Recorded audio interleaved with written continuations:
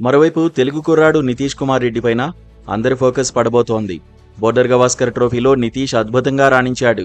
Batting, బౌలింగ్లోనూ మెరుపులు మెరిపించాడు. జట్టులో బుమ్రా, సిరాజ్ వంటి బౌలర్లు ఉన్నా ఇంగ్లండ్లోనూ బంతితో నితీష్ ఇరగదీస్తాడనే అంచనాలు ఉన్నాయి. ఆ అంచనాలు పెంచేలాగా Bharat bowling coach Morne Morkel react అయ్యాడు. ఇంగ్లండ్తో టెస్ట్ సిరీస్లో నితీష్ కీలకం అవుతాడన్నాడు. ఆల్రౌండర్గా మాయ చేస్తాడన్నాడు. మ్యాజికల్ బాల్స్ వేసే సత్తా కూడా ఉందన్నాడు. బౌలింగ్లో కన్సిస్టెన్సీని చూపించాలన్నాడు. ఆ దిశగానే కోచింగ్ స్టాఫ్ కూడా ఫోకస్ చేసిందన్నాడు. నితీష్ కుమార్ రెడ్డి కెరీర్ కూడా అది ముఖ్యమేనన్నాడు. బ్యాట్తో పాటు బాల్తోనూ రాణిస్తే భారత్ జట్టుకు అడ్వాంటేజ్ అవుతుందన్నాడు. ఎక్కువగా బౌలింగ్ చేయాలని నితీష్కు సూచించాలన్నాడు.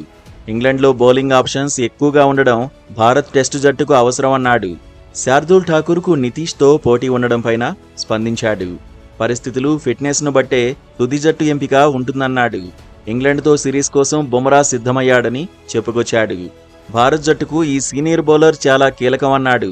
ఫిట్గా ఉన్న బుమ్రాను జాగ్రత్తగా చూసుకుంటామన్నాడు.